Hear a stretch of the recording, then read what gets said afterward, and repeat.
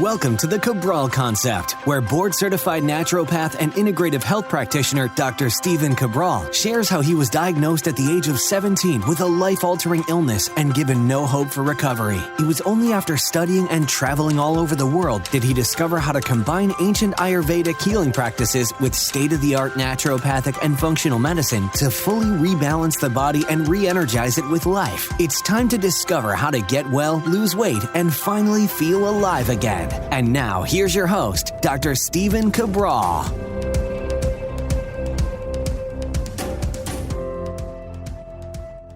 Welcome back, everyone. Thanks for joining me here today on the Cabral Concept. Today is our Total Wellness Tuesday episode, and we're going to be going over the 7 benefits of melatonin. Why this is so important is because sleep is one of the most vital things that you can do as part of your overall health or healthy metabolism and anti-aging based plan. So one of the things that we always talk about in our natural health-based practice is helping people achieve their ideal body weight, nobody else's body weight, but theirs. And then if there's anything left in terms of overall wellness after they've achieved their ideal weight, what we want to do is make sure that there's no autoimmune issues, there's no headaches, migraines, skin rashes, gut issues, heavy metals, etc. Make sure that's good. And then once that's good, then we can work on the anti-aging and longevity-based process. Because the truth is that it's unlikely that someone lives a long, healthy life if there are wellness-based issues or they're well above their ideal weight. And again, these are all physiological, science-based, proven reasons. And so what we want to do is just make it easier for people. And so one of those things that we look at in the de-stress protocol is sleep, right? That's the R, that's the rest-based protocol. So there's diet, exercise, stress reduction, toxin removal, rest, right? So we'll talk about those part of that sleep program here today. Emotional balance, science-backed supplements, and then a success mindset. So what I want to share with you is what melatonin is. And I talk about this in the rain barrel effect and why this is important. And I'll be talking about this on Thursday's show as well. So definitely stay tuned for that. Basically, it's the theory of aging and why it happens. But everything in the body has an inverse to it as well. So if you think about it this way, the reason why a lot of times we have energy during the day, it's just one, but one of them is that our adrenals produce something called norepinephrine and cortisol. So that's a great thing. And it produces the majority of that right around 6 to 8 a.m. in the morning. That kicks off a cascade of waking up and energy for the body. And at the same time, it lowers melatonin production because melatonin is a hormone that's produced inside the brain, actually from a gland called the pineal gland or pineal gland, excuse me.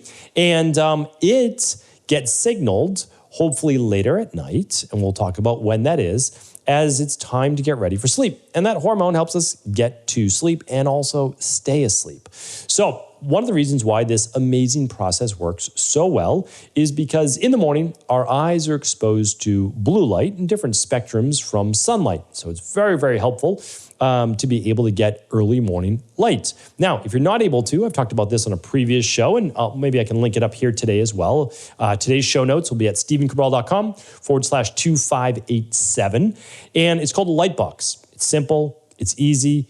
When I was living in Maine even for a winter as well, I used to have that light box on my sink in my bathroom where I was getting ready. And while I was shaving and getting ready in the morning, that light box would give me light to act like the sun because it was gray skies for a lot of the winter. So these are things that help with seasonal affective disorder, so mood-based issues, anxiety, depression, items like that in the winter, but also with energy. And because the adrenals and thyroid essentially act together in the morning.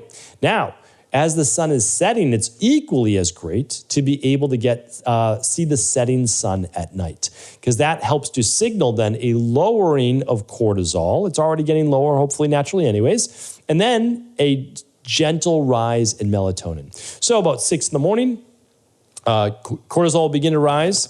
And then about 6 at night, it will really start to get lower. And by 7, 8, 9 p.m., melatonin production will really begin. So that is how the symphony literally happens with energy hormones and sleep hormones inside the body. So what I want to share with you, though, is that people are not producing enough melatonin at night. Why are they not producing enough melatonin at night? Typically because of a racing mind, a mind that will not shut off, right? That's a big part of it. Higher levels of cortisol and stress. And the third one is they're exposed to too much blue light in their homes. So Or even, again, when I was living in Boston, right in the city, you'd have street lights on. I mean, the city's always lit up, right? So if you have the windows open, you're getting all that blue light as well. So what we need to do is we need to use that 3-2-1 formula for sleep. I'll link that up. If you have difficulty sleeping, I just went over that. Excuse me. Let me see if I can find that episode number for you. It's episode 2526. So my team will link that up today. All links will be at stephencabral.com/2587. You want to use that to really improve your overall sleep. But today we're going to stick with melatonin. What's melatonin? Again, we talked about that as a sleep hormone.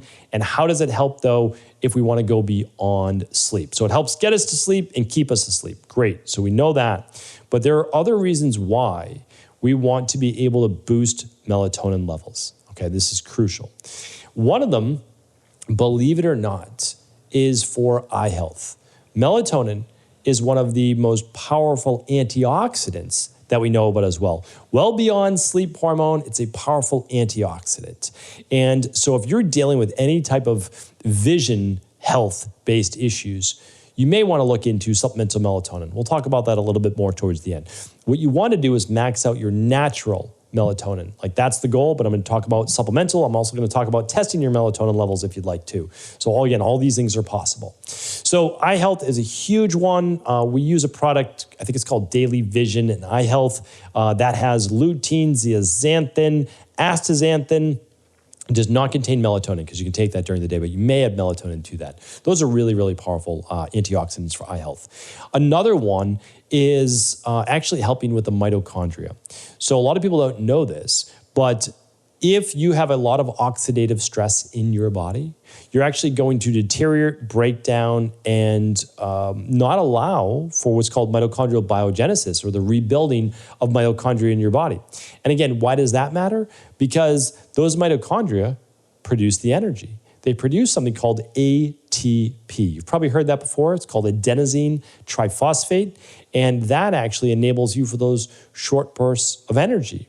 If you have difficulty exercising with weights or doing things like that, it could be that there's a mitochondrial issue and you need to improve that overall. But it's a really important one because the melatonin actually helps with those reactive oxygen species. So whether it's a big cheat meal, drinking alcohol, too much weight training, believe it or not, right? Creating more reactive oxygen species, even a really hot sauna for a high level of time. These things are all beneficial for the body, right? Weight training, sauna, but it can produce a lot of reactive oxygen species. We just need to make sure we have powerful antioxidants of our own, like melatonin, in order to be able to help with the repair-based process. All right, so really, really important.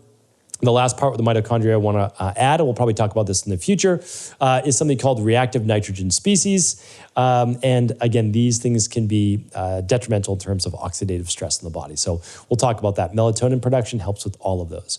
Another way that I have used it in my practice before, for certain individuals, and we just see this now, the statistics keep changing, but it's somewhere around like 1 in every 66 children now has autism, or at least some type of autism spectrum-based disorder.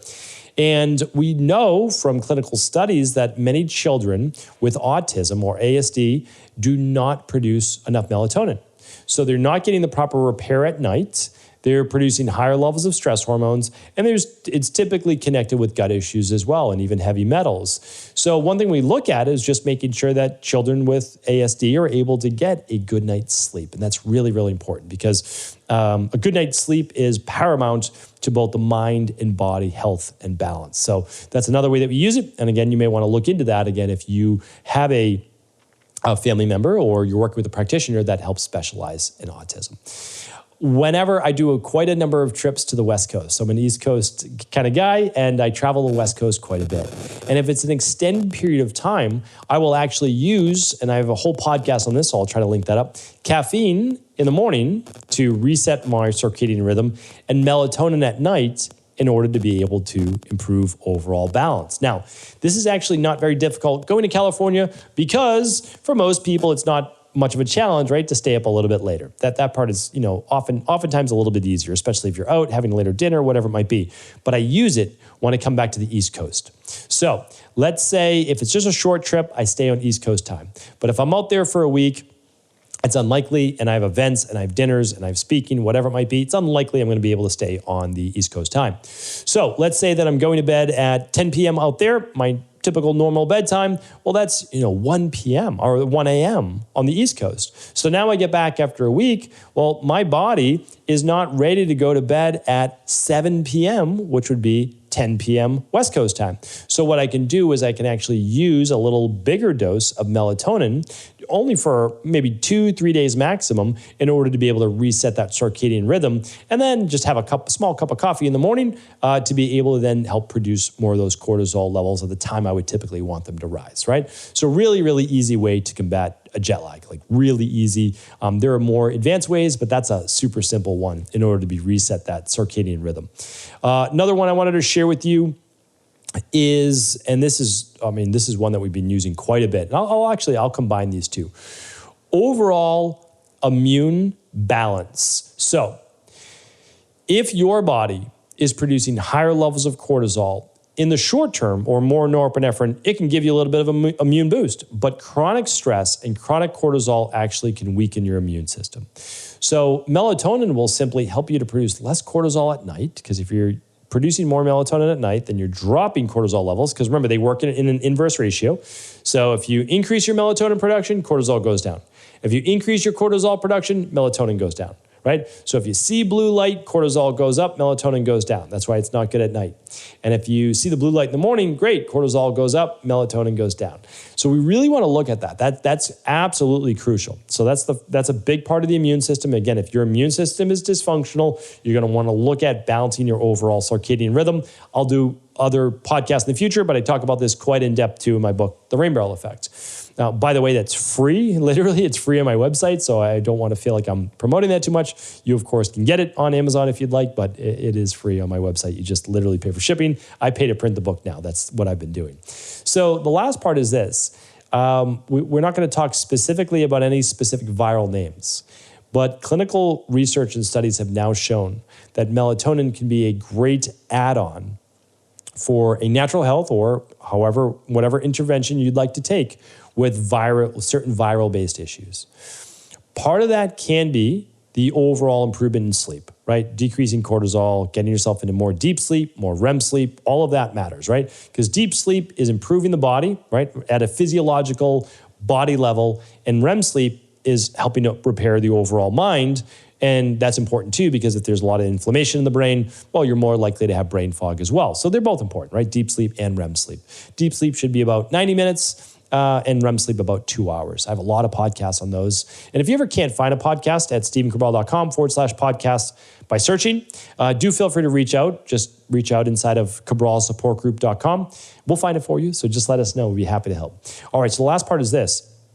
Besides the improvement in deep sleep, REM sleep, repair of the body, there is a potential even beyond its antioxidant ability in order to be able to downregulate viruses. And so that newer research remains to be seen. We know that it helps as an antioxidant. We know that it helps with reactive oxygen species. We know that it helps lower cortisol. We know it improves deep sleep and potentially REM sleep as well. All of those things are going to be great for the immune system, but it may have something extra that we're studying right now as to why it seems to at least help with the overall process of viral-based replication. So really exciting. I mean, again, I love looking at the research. We've known that it's worked forever, right? Just through natural health, that's how the human body works. What I want to share with you, though, is if you choose to use melatonin, great. Just understand that melatonin as a supplement is sometimes not the only reason why people can't sleep. That's why I wanted to give you all the other benefits of melatonin, because you may not be taking melatonin, you may not decide to boost your own melatonin, that's totally up to you. But it's not just about sleep. Melatonin is not just about sleep. It's about actual repair overall in the body, both the body and the brain. And so there's a few things we do, because I'm not going to go through it. Maybe I have a podcast as well on all the different reasons for sleep, which can be neurotransmitter-based, right? We talk about 5-HTP. It can be nervous system-based, magnesium to calcium, and potassium to sodium. So all of those things matter, right? Like they all matter, absolutely. But our sleep protocol looks at all of these things. So what I want to do, we can't link up the sleep protocol, but you can find it at stephencabral.com/shop. Again, choose to use Equilife or another company, totally up to you. But we show you all the different ingredients of what we use. So we have it's called the Sleep Health Protocol, okay? Sleep Health Protocol is by far and away the most comprehensive. It looks at all the different factors for people not being able to sleep. So it's going to look at the magnesium levels. It's going to look at the adrenal glands if you're overproducing cortisol. So there's a product called Adrenal Soothe. There's full spectrum magnesium. There's then sleep help support with the neurotransmitters. But if you're just looking at melatonin, I want to tell you how to just dose that. Melatonin is easiest to dose in a liquid form. So typically on a daily basis, people are using 0.5 micrograms. We're talking about small amount here, right? Small amounts to up to 5 micrograms. And the reason why that this is important, and I think that this is worth stating, is that you don't need to replace, and sorry, it's milligrams. You don't need to replace all of the melatonin your body would produce. Okay. So let's say you're taking 2.5 milligrams per day, small dose, right, of melatonin. Your body most likely on its own is producing 5 to 10x that per night, right? Like, so you're not overdoing all of it.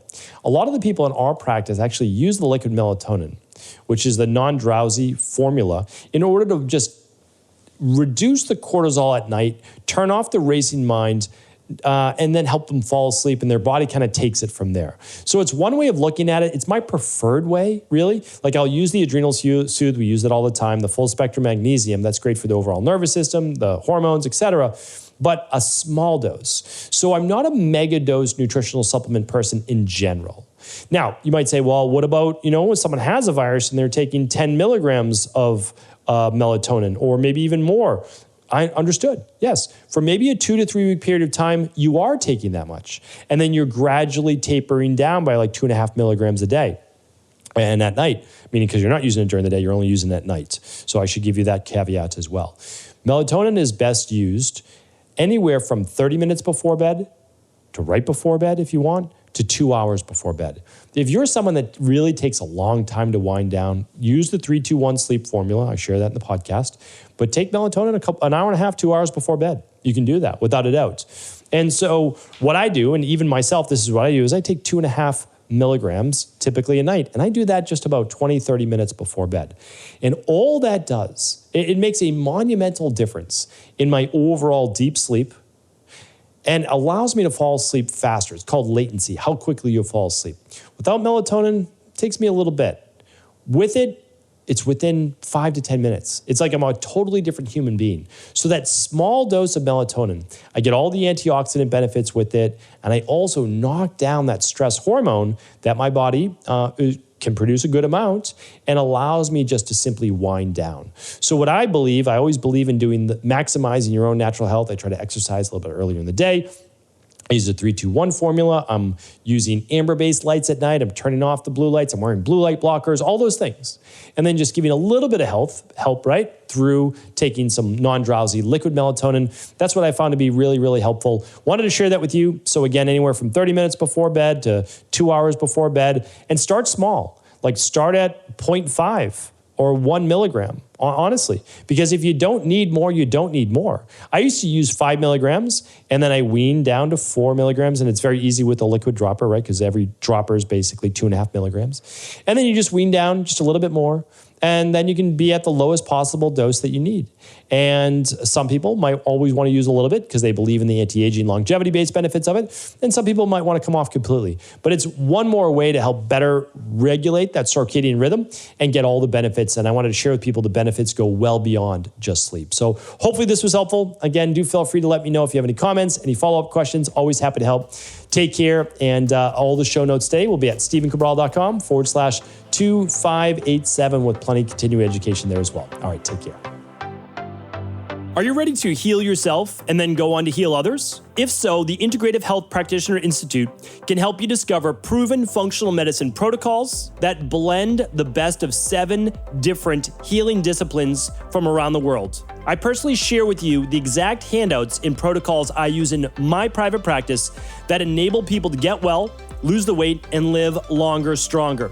I want to pass this information on to the next generation of health coaches, and that is exactly why I created IHP. We are the future of the health coaching industry, and the skills and knowledge you will learn will make you an in-demand certified health coach anywhere in the world. Although we have many medical professionals taking the IHP certifications, no experience is necessary, and half our members have no previous health certifications. At the Integrative Health Practitioner Institute, our motto is a health coach in every home. Our goal is that you take this knowledge and then share it with family, friends, loved ones, your community, or in a practice where you create a career you love and can be proud of. The global IHP community is filled with some of the most kind and caring people in the world, and we can't wait to welcome you into our world soon.